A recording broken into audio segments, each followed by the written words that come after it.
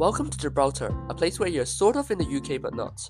And it is a British overseas territory, where unlike Scotland, Wales and Northern Ireland, you need a passport to enter from mainland UK. You may wonder, how can it be Britain given that it is more than 1,500 kilometers away from the British mainland? Of course, this is due to colonialism. Long story short, the Little Peninsula was historically a place of great military importance. The place switched hands between a lot of different powers, including the Visigothic Spanish, then the Muslims, then to the Spanish monarch, and finally in 1704 during the Spanish War of Secession, Anglo-Dutch forces captured Gibraltar, and after rectifying it under the official Treaty of Utrecht in 1713, Gibraltar has been under British ever since. We first walked up the 426-meter tall Rock of Gibraltar, where there are a range of British defence facilities, including batteries and tunnels, most which are built during the World War II in anticipation of the invasion by Axis forces.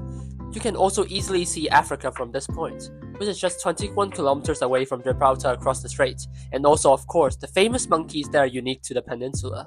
Then back down the rock to the town centre. This is basically a British high street where you can find your good old Costa coffee, M&S, and many British brands that are non-existent in Spain.